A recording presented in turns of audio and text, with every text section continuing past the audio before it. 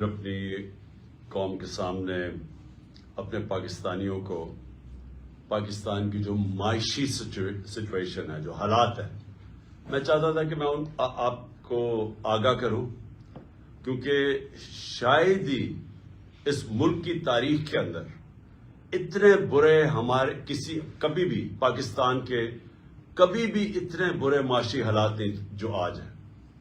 اور میں اس لیے اس کے اوپر آپ سے بات چیت کرنا چاہتا ہوں کیونکہ یہ ساری قوم کو پتا ہونا چاہیے ہم کدھر جا رہے ہیں.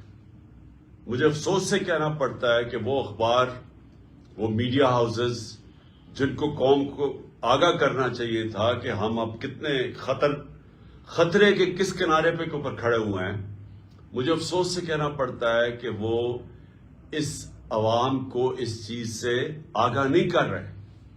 تو میں ایز پاکستان کی سب سے بڑی پولیٹیکل پارٹی کا سربراہ، میں اپنی یہ ذمہ داری سمجھتا ہوں کہ میں اپنی ساری قوم کو بتاؤں کہ یہ حالات آج کدھر کھڑے ہیں اور خدا نہ خواستہ یہ کدھر اور جا سکتے ہیں، یعنی اس سے بہت زیادہ برے ہو سکتے ہیں.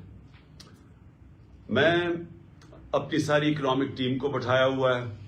میرے جتنے بھی جو میری پارٹی کے ٹاپ اکانومسٹ ہیں، جس میں شوکت ترین ہیں، حماد اظہر ہیں، جس کے اندر مزمل ہیں، جس کے اندر ہمایوں اختر ہیں، میں نے ان ساروں کو آج دعوت دی ہوئی ہے کہ آج سارے یہ بھی اس چیز کے اوپر ڈسکس ہے. عمر ایوب ہے. اس کے علاوہ میں نے اور بھی آؤٹ سائڈ ایکسپرٹس کو بلایا ہوا ہے اور میری کوشش یہ ہے کہ ہم آج مزید اس چیز کے اوپر ڈسکشن کریں.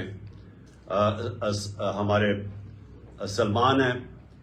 ہماری کوشش یہ ہے کہ ہم ساروں کو آپ کو آگاہ کریں کہ اپنی ڈسکشن کے بعد ہم اس کے بعد بتائیں بھی کہ ہم یہاں پہنچے کیسے اور اس سے نکلنے کا حل کیا ہے اور کیا کرنا پڑے گا آگے پاکستان کو. اگر ہم نے اپنے ملک کو سنبھالنا ہے ادھر سے تو ہمیں وہ کیا سٹیپس لینے پڑیں گے.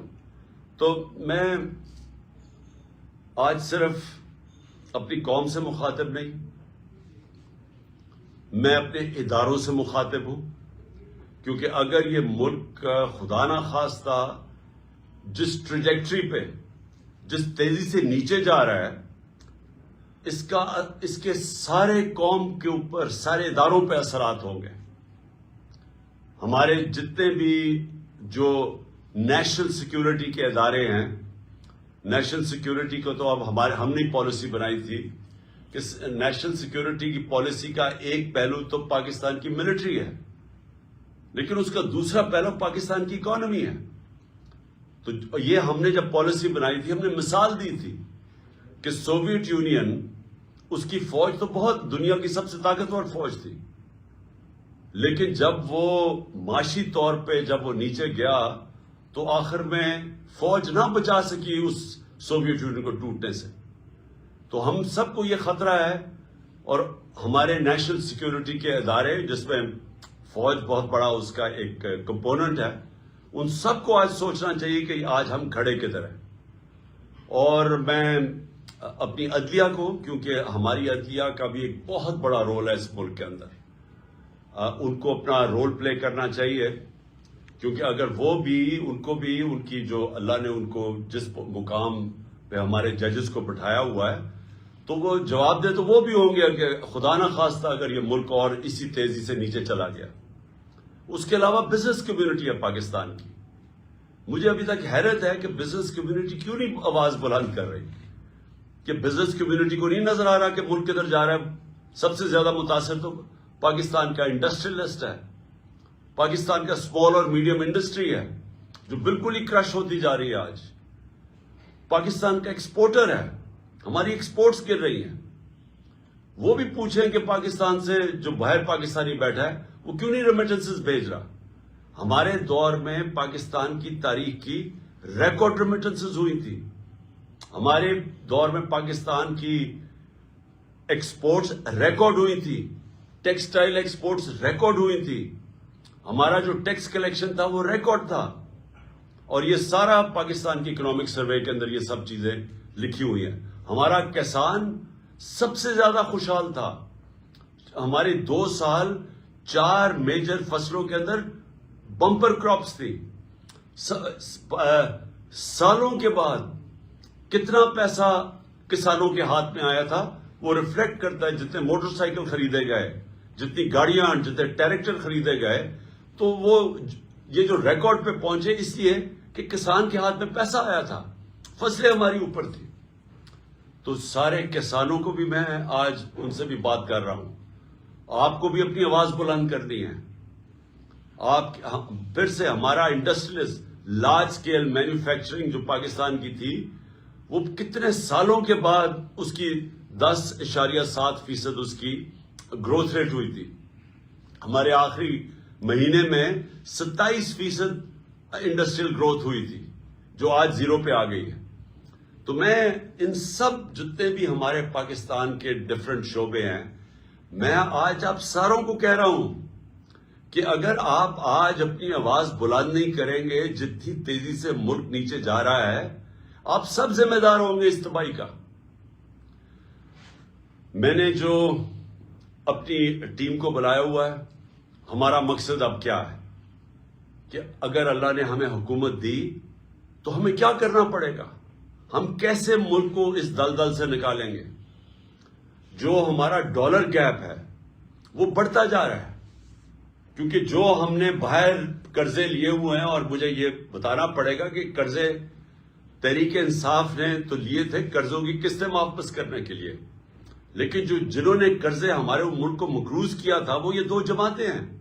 30 سال سے یہ اقتدار پہ بیٹھی ہوئی ہیں, اور جو اس ملک کے اوپر قرضے چڑھے ان کے دوران پہ چڑھے. تو اب ایک طرف ہمیں قرضوں کی قسطیں دینی ہیں, ڈالرز میں قسطیں دینی ہیں. ہم نے پار کے جو کانٹریکٹس کیے ہوئے ہیں بجلی والے, بجلی جو ہم نے یہ پار جنریشن پلانٹس بنائے ہیں, وہ سارا ڈالر میں پیمنٹ کرنی ہے, اور ڈالر کی قیمت بڑھتی جا رہی ہے, روپیہ گرتا جا رہا ہے, اور وہ گرتا جائے گا جب تک کہ ہمارے ملک میں زیادہ ڈالر نہ آنے شروع ہوئے. تو جب ریمیٹنس بھی گر رہی ہیں, اور ریمیٹنس اس لیے گر رہی ہیں کہ جو آفیشیل ریٹ ہے ڈالر کا اور جو مارکیٹ ریٹ ہے اس میں جب اتنا زیادہ فرق آ جائے, اور غالباً 10 روپے سے زیادہ فرق آ گیا, تو وہ جو باہر پاکستانی ہیں, جو ہمارے جو ورکرز ہیں, جو لیبر, وہ پھر ہنڈی کو استعمال کرے گی.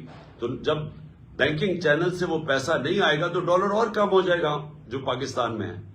تو ایکسپورٹس بھی گر رہی ہیں, وہ بھی گر رہے ہیں, انویسٹمنٹ آ نہیں رہی. باہر کسی کو اب اعتماد نہیں رہا پاکستان کی اکانومی کے اوپر. جو باہر کے آج انویسٹرز, پوٹینشیل انویسٹرز ہیں یا کمرشل بینکس ہیں, انہوں نے تو پیسہ دینا نہیں ہے پاکستان کو, کیونکہ پاکستان کی جو کریڈٹ کی رسک ریٹنگ ہے وہ تو ہمارے دور میں 5% تھی, آج وہ تقریباً 100% پہ پہنچ گئی ہے. تو باہر سے تو پیسہ آنا نہیں ہے.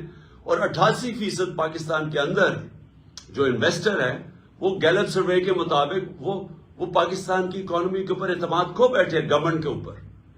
تو جب کسی نے پیسہ آنا ہی نہیں ہے, اکنامک ایکٹیویٹی بھی نہیں ہونی, قرضے بھی چڑھتے جا رہے ہیں, تو اس سے زیادہ خوفناک سیناریو میں نے تو کبھی پاکستان کے اندر نہیں دیکھا جو آج سامنے آ رہا ہے.